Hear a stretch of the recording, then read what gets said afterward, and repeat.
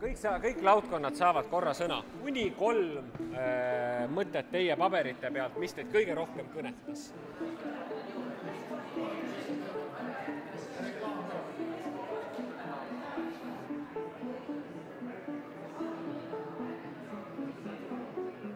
Nii, meile on siis teemaks tootjate ja tarbijate parem kokkuviimine ja me valisime siit paljudest kirjutatud asjadest, et võiks olla selline veebiplatvorm ja lisaks peaks tal olema keegi koordinaator, et infot saab siis hästi vahendada ja uuendada ja seal siis võiksid olla kajastatud asukohapõhiselt lähedal asuvad tootjad ja pakkujad. Teiseks oleme siin pakkunud sellise variandi, et pakenditel võiksid olla sellised QR-koodid, kus on siis võimalik skännida nagu tooraine päritolu, et ostadki selle kohupiimakreemi ja saad seal skännida, et näiteks need marjad tulevad Marjamaa talust. Ja võib-olla see oleks niisugune nagu ka niisugune atraktiivne info noortele. Ja kolmandaks, restoranide menüüdes samamoodi, et sa saad skännida QR-koodi ja siis on sul näha, kust kohast see liha või juurikas siis pärineb. Väga oluline on kindlasti tootjate ja tarbijate paremaks kokkuviimiseks kvaliteetfestivalide korraldamine. Erinevad toidulaadad, toidusündmused, et kus siis reaalselt saavadki need tarbijad ja tootjad kokku. Aitäh! Suurepärane, aitäh! Need me pärast digitaliseerime ka.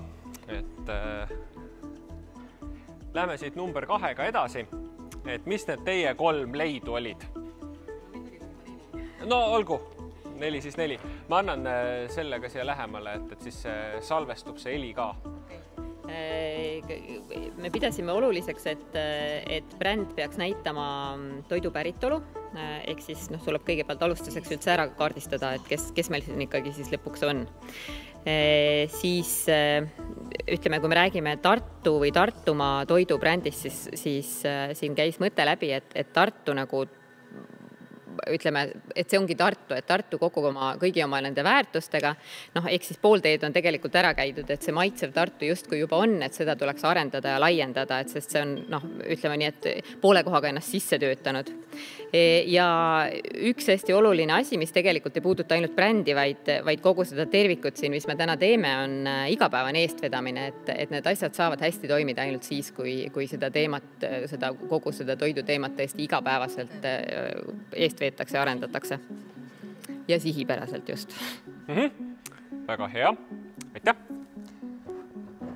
Nii. Tootearendus, innovatsioon. Tehke kahasse.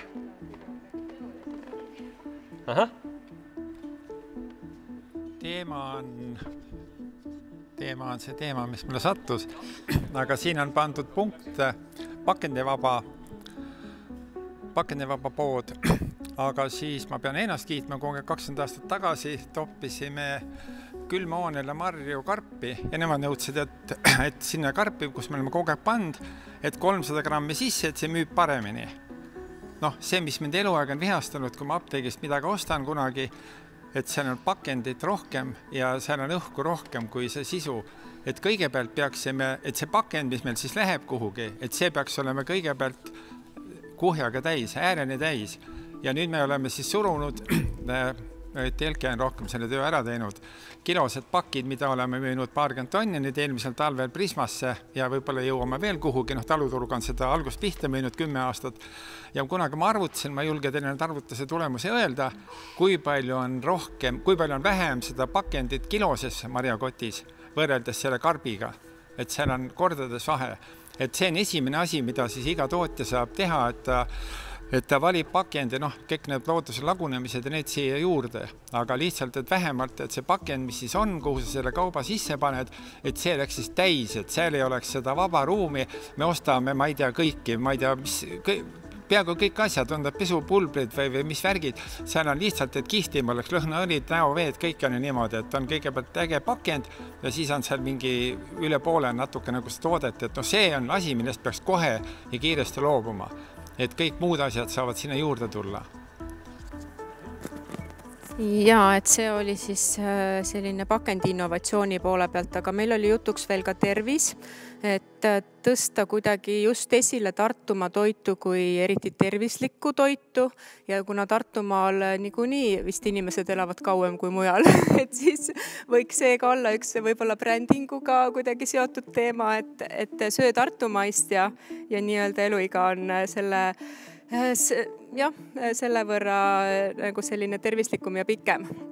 Et see teema oli ja me rääkisime tegelikult ka kalast, et täna meil on mõned natukene sellest kalast juttu olnud, aga nagu me nägime seal uuringu tulemustest, siis vesiviljelus ei ole eriti populaarne olnud, aga samas meil on järved, Emajõgi, et siin võiks olla küll ruumi selliseks selle ressursi kasutuseks ja innovatsiooniks.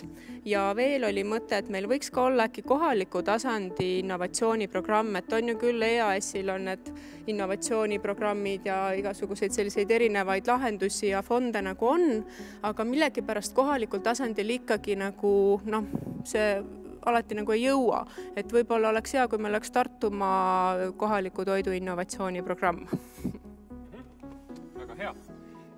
Pikem eluiga tervislikum toit, et mina lugesin kuulsin ühest kohast, et üks hot dog pidi eluiga vähendama 37 minuti võrra, et ma ei tea, kui tõsiselt võetav see selles mõttes on, aga need väidetavalt olevat nii, et no nii, aga teadlikkus.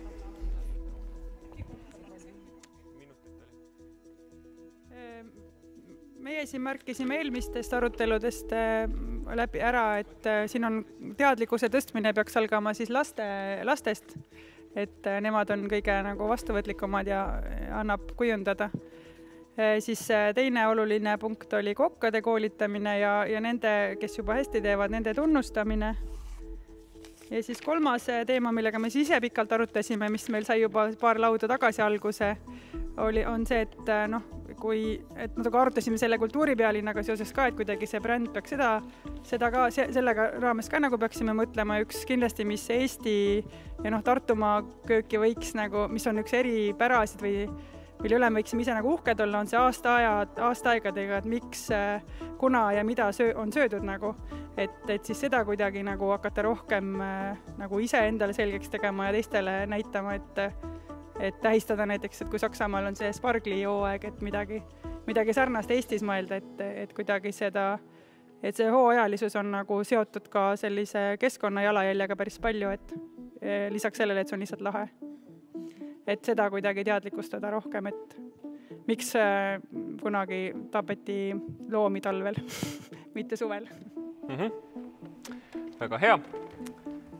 Ja hullude ideede laud, et mis teile kõige rohkem siit nii-öelda kõneainet pakkus? No nii. Mis me siis tegime?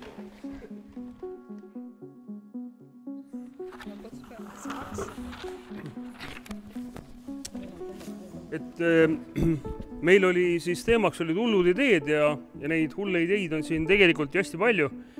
Üks teema oli see, mis kõnetas, oli maksuteema, et näiteks, et kui sa tood kuskilt teisest piirkonnast toorene sisse, siis on see kõrgema käibemaksuga, et kui sa kasutad siin kohaliku piirkonna tooret, siis on see madalama käibemaksuga, et Joel just ütles, et ma kindlasti läheks selle mõttega kaasa. Et siis, mis me siin veel võtame, et meil on siin hästi suur valik asju. Siis oli selline, et ühine logistika kindlasti on oluline, et tegelikult see räägib sellest, et püüame kindlasti nii-öelda ühiselt toimides teatud kulutusi allapoole suruda ja samal ajal ka seesama, et ka tõesti, meil ongi selline läbimõeldud logistika, kuna mis perioodis kuhu jõuab, et selline ühine logistika märksõna. Siis on meil mõttes, et uus restoran, kus kasutatakse ainult Tartumaa toorained. ja Tartumaa päris oma roog, Tartumaa rahvustoit, et sellised mõtted on meil, et kuidas siis selle toidu toormega Tartust jõuda siis tarbijani ja olla selline hea, otse loomulikult ka Jaapanis välja. Jah.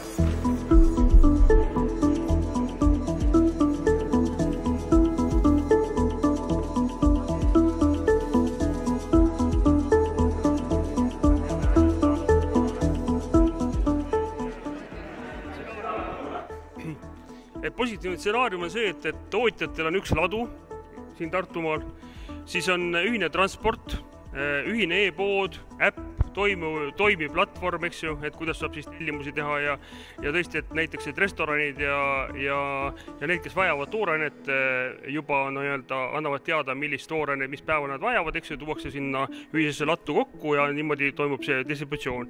Siis prognoosid restoranilt ja poodilt ongi siis selle platvormiga seotud. Kõik kohalikud tarbijad kasutavad ainult kohalike tootjate toorainet, ostujõuline tarbijaskond, on meil siis klient ja eelistatud klient. Siis siin on kirjutatud, et otsetoetused tulevad ainult Tartumaa tootjatele. Et Tartumaa toitumisnõustaja võiks olla, siis toidu raiskamist ei toimu, korduvkasutatavad pakendid, siis on hõbelusika asemel antakse korduvkasutatud pakend, et siin on mingi niisugune mõte. Siis haridusprogrammis toiduõpetus, et need on need asjad, mis on meil praegu pluss poole pealt välja toodud ja mis siis võiks seda nagu meie ühist kontseptsiooni edasi viia. Miinus poole pealt on siis see, et niisugune hull lugu, et kui me seda ei tee täna, siis on see koostöö puudub, eks ju, igaüks konkureerib siis üksteisega, eks ju. Et erinevad pooled ei saa omavahel ka räägitud, tooraine kõik tuleb väljast, ehk siis import tooraine ja ostetakse ainult siis hinda, mitte kvaliteeti, et need on need, mis me panime siia kirja. Väga hea. Aitäh! Nii. Ja laseme järgmisel laual nagu täiendada, et kui vähegi jälgisite, siis kattuvaid mõtteid ärge uuesti öelge lihtsalt, et oli kattuvust ja püüdke välja tuua siis need asjad, mis on nagu nii plussi kui miinuse poolelt, mis on nagu täiendavad, et siis saab niisugune tervikpildi kokku. Et meil on, et me kõik tahame siin süüa kohalikku toitu, et see on suur tahe. Ja siis kõikides haridusasutustes oleks heast ja kohalikust toorainest toit. Siis Tartumaa on siis maailmas tunnustatud toidupiirkond ja populaarne. Siis motiveeriv palgatase toitlustussektoris. Siis veterinaaramet usaldab tegijat. Ja üldse riigiametid. Siis on tootjakeskne lähenemine, et ametnik on pädev ja toetav. Ja toimiv Tartumaa toidutootjad ühendav katusorganisatsioon ehk siis tugitootjatele. Ma korraga 2 viimast punkti võib-olla selgitame üle, et see tootjakeskne lähenemine tuli sellest, et siin oli jutt, et üks amet nõuab seda, teine amet ütleb, et neil on jälle mingid teistsugused nõuded, et see on nagu päris keeruline seal kokku ajada, mis siis tegelikult olema peab. Ja see ühendav katusorganisatsioon tuli ka sellest, et kui keegi on lahendanud ära, et oleks äkki keegi teine, nagu mingi organisatsioon, kes lahendaks mingid täpselt neid keerulisi, mis siin oli, et seadus oli valesti lõpuks tõlgitud, tuli välja, et üks nagu tootja peab selle nagu selle tee läbi käima selle, et võib-olla oleks targem, kui on selline katusorganisatsioon, kes võtab selle küsimuse ajada, siis ajab selle lõpuni ja siis jagab selle tulemuse nagu teistele laiali. Nagu. Ja siis põrgu, et suur põrgu oleks siis, kui kõik koolid ja lasteaiad söövad imporditud poolfabrikaate. Aga teil vist oli ka. Siis üldse kohalikke tootjad ei ole. Ei ole ka kohalikke restorane, on ainult McDonald's. Ja bürokraatia lämmatab ettevõtlikkuse. Väga hea. Liigume edasi. Mis teil on?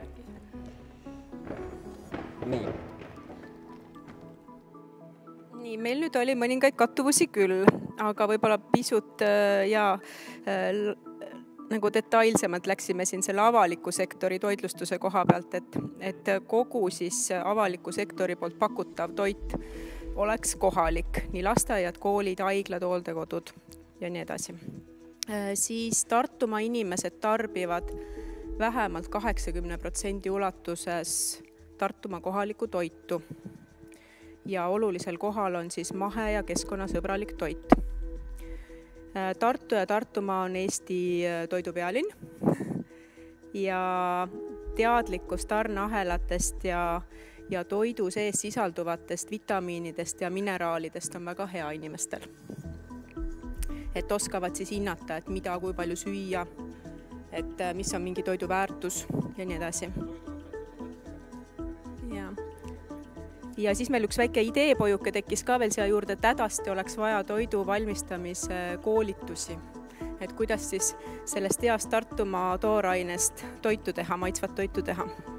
Ja põrgu poole pealt, et sünergiat ei teki, et ilmselt et kui praegu jääb nii nagu on, et selline status quo, et me nagu ühiselt midagi edasi ei mõtle, et siis ikka nii-öelda ettevõtlus areneb ikka edasi mingil määral ju, et ettevõtjad on ju taibukad ja targad ja mõtlevad ikka asju välja. Et aga ei teki sellist sünergiat või seda võrgustikku ja sünergiat erinevate sektorite ülesest toimetamisest. Ja siin on veel võib-olla siis üks asi, mis teised välja ei toonud, et kui siis kohalikku toitu ei sööda ja on see nii-öelda importtoit ja kiirtoit, siis domineerivad, siis inimesed on haigemad, ülekaalulised, eluiga väheneb ja see ei ole ühesõnaga jätkusuutlik.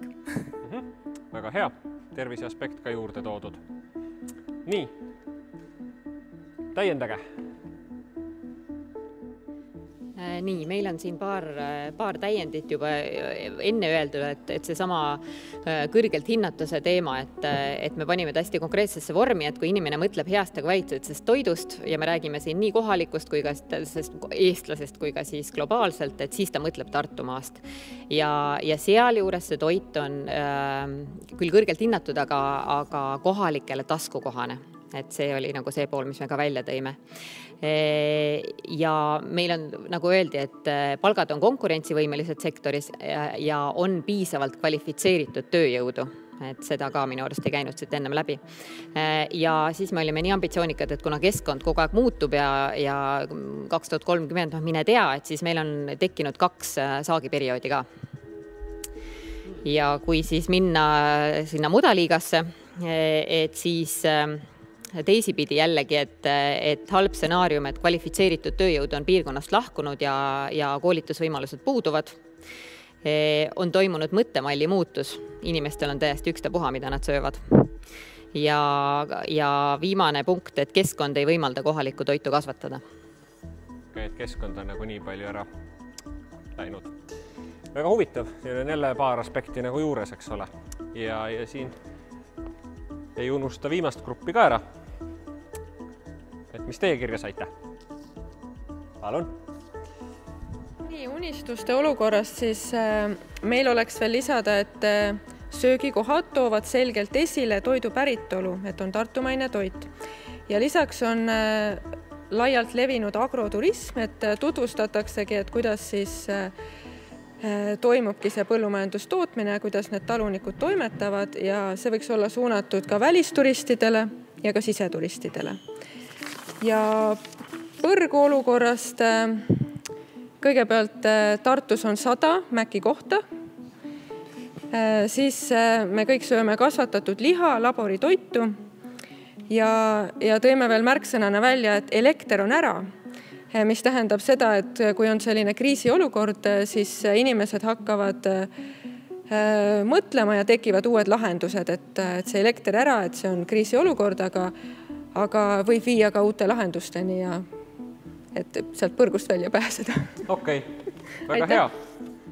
Väga palju erinevaid aspekte tuli igast lauast, et tegelikult päris hästi.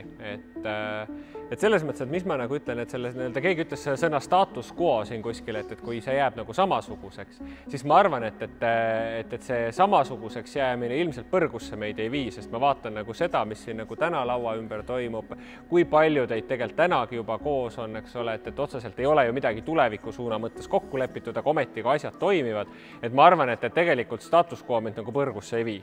Et ta kindlasti ei vii meid sinna nagu unistustesse päriselt, aga päris metsa ka ei keera, ma usun.